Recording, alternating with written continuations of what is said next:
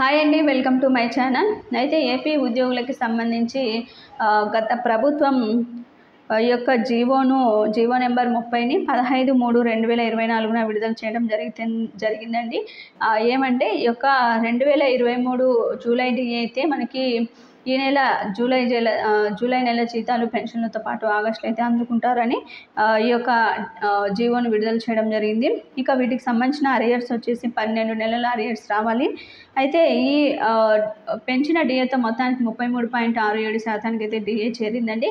ఈ 12 నెలల అరియర్స్ని September, December 2025 మార్చిలో అయితే విడుదల చేస్తామని స్పష్టం చేసింది. ఇక వీటన్నింటిలో మనకి గ్రాస్ అమౌంట్ని మనకు బేసిక్ పేని ఏ విధంగా నిర్ణయించుకోవాలి అంటే మనకు వచ్చే గ్రాస్ అమౌంటు, అదేవిధంగా 1.4367 అయితే మనం లెక్కించుకున్నట్లయితే మనకి ఒక గ్రాస్ అమౌంట్ అనేది రావటం జరుగుతుందండి. బేసిక్ పెన్షన్ కానీ శాలరీ కానీ ఇంటూ 1.4367 మనం లెక్కించినట్లయితే మనకి ఈ యొక్క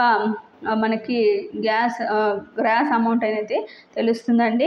20,000 కనుక మనకు బేసిక్ పే వచ్చినట్లయితే ఈ 1.4367%తో మనకి 28,734 రూపాయలు అయితే రావటం జరుగుతుందండి. 29,130 రూపాయలు కనుక బేసిక్ పే వచ్చినట్లయితే 41,851 రూపాయలు రావటం జరుగుతుంది. 38,720 రూపాయలు కనుక వచ్చినట్లయితే 55,629 రూపాయలు రావటం జరుగుతుంది. 63,660 రూపాయలు వచ్చినట్లయితే మనకి 91,460 రూపాయలు అయితే రావటం జరుగుతుంది.